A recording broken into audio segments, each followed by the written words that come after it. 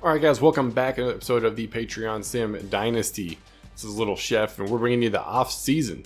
So we had coach changes, everybody decided to stay with their school, nobody wanted to go anywhere. I think myself and Rice were the only two that were potentially looking to go somewhere if certain schools had popped up, but not the case.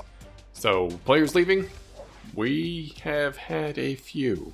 Alright, looking at it, I couldn't get Coleman to stay, which is fine. I had him redshirt anyways, no big deal. Same thing with Walters, they both want to go for playing time, so you enjoy South Alabama and enjoy getting your butt kicked every year at Ball State, because we play you every year in conference. Well, we might not play you every year, but when we do, you're going to go down. Just know that if you had stayed with us, you could have been a conference champ, maybe even a national champ in your lifetime.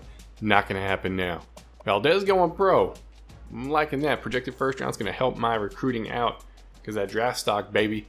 That's what we do. Army had everybody graduate. Charlotte having a write-in, potentially transfer. I'm not sure what they're doing, but potentially transfer there. UConn having a quarterback potentially transfer, but everybody else graduating. ECU's got a rise linebacker that's homesick, so probably going to transfer to Mississippi State. Rice has everybody graduating, and Wyoming has his halfback going pro, projected 7th round. Maybe because he was injured a lot, but that dude's way better than a 7th round halfback. All right, so I just went in and put my points on my guys. Got 6,000 on his punter, because I would really like to have him just as a punter. But then the halfback that we found later on in the season, the gym, nobody's really shooting for. And everybody else just putting a couple of 100 points on him, because if we get him, it's going to boost up our pipeline state. So why not, right?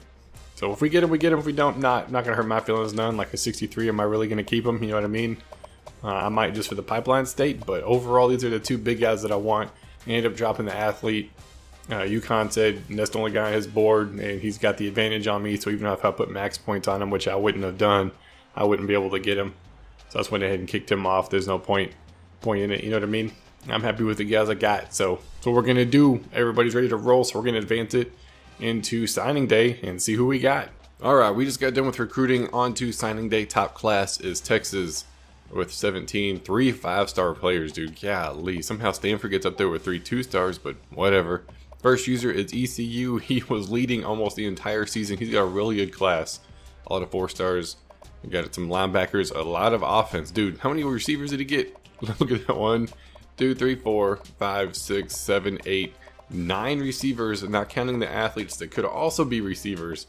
Holy crap, he went with a high-powered receiving core, maybe going air raid next year. UConn ends up getting the recruit that I wanted, the Walton. I wasn't going to put all 15,000 points on him. Not going to happen, so I didn't even bother with him. He stole him from me. It's all good. I got decent enough players, but he improved his team quite a bit. A lot of defense, outside linebacker, defensive end, a lot of defensive ends and linebackers, that's for sure. Improved his defense or offense a little bit with a couple of linemen, but defense will seem to be his priority. So ECU at 7, Connecticut 8, Rice coming in at 10. He had a really good class. 2 5-star recruits somehow fell in the draft in the recruiting class for some reason. Doesn't make sense to me with 2 5-star players, but whatever. Maybe it was the bulk of 3-stars.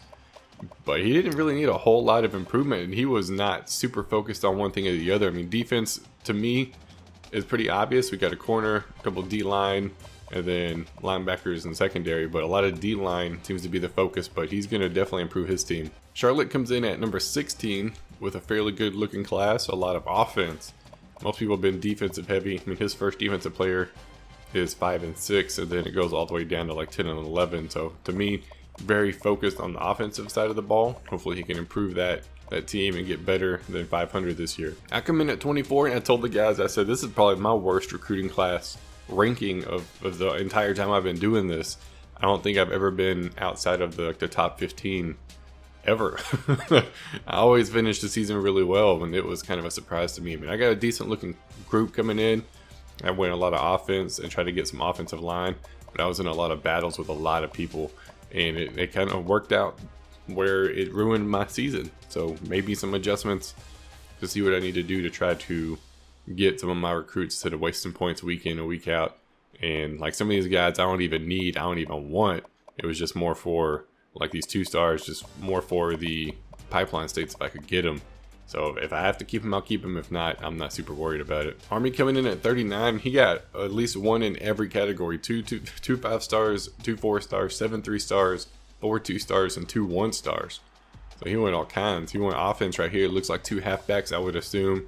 and then wide receiver and another halfback. So definitely loaded up on his offense, and then D-line, and like the middle secondary, linebackers and D-line seems to be the priority, and then offensive production. Wyoming comes in at number 80, a lot of 3 stars. Yeah, at least you got a nice look at the center at a 4-star, then a couple of tackles and linemen, but went defensive heavy. 3 middle linebackers, a defensive tackle, 3 outside linebackers. So in my opinion, super defense, and then improved like his key positions, his position players on offense. But that's all of the signing day. We are done. Next thing you'll see is trading results. And then after that, we're in preseason, baby. We're ready to get another season rolling. These guys are excited. I'm excited to see my training results. So I'm going to move quite a bit of people around to see what we could do. All right, into training results. This is the one that everybody wants to see. A lot of guys like to see what their improvements are. Going to run through armies real quick just to see. This is always the part that we tried to leave on as much as possible. We actually let this one go in for a long time. Typically, I only give you like 30 minutes or so to check your training results because I recorded today just super busy with work, man. Just crazy bit. I was busy all day. Like I was supposed to get some stuff done for vacation going on, just unable to get it done because just been busy. Like one of those days where I couldn't get away from work to take care of other things, and like I didn't even eat lunch till like 4:30. As weird as that sounds, man, I was just super busy. Didn't even get a chance to take a lunch break or anything. But overall, most of these teams are pretty good. I think you're gonna have an idea of who the better overall team is. It's gonna be interesting to see how this season plays out. Some of the guys are very happy with how their recruits went, and like I said, this is not incoming freshmen or incoming recruits. This is all people that have been on the team for a while or transfers. That's it. So this doesn't count your incoming freshmen, because I was telling Opie about it. We were texting earlier, and I was like, yo dude, I have a incoming freshman that's gonna start. Like the dude's that good. He's gonna be like my number 2 corner unless something happens here where somebody jumps up ahead, but I don't think anybody did. But that, like, because I like to redshirt. A lot of these guys, that's something he noticed. A lot of these other guys in the Dynasty don't redshirt a whole lot, and it's kind of weird to me. Well, because I'm kind of built for the sim stuff, doing the other one with Opie, than doing this one. Just kind of trying to hold on to my good players for as long as possible. Like my middle linebacker, who's now going to get a play. The dude's like an 82 freshman, like, or 84, something like that. Guy's crazy good, and he's never stepped foot on the field. And I'm going to have him for 4 years. He's going to start for the next 4 years. Unless for some reason he wants to go pro, but I'm going to do my dangest to keep him on my team, because he's going to be good. He's going to be legit, and I want to hold on to him for as long as possible. But apparently some of these other guys aren't doing it as much as we do. But look at this. Oh, we got his quarterback who's a junior, a wide receiver that's a senior, and a wide receiver that's a senior. And he threw the ball extremely well last year.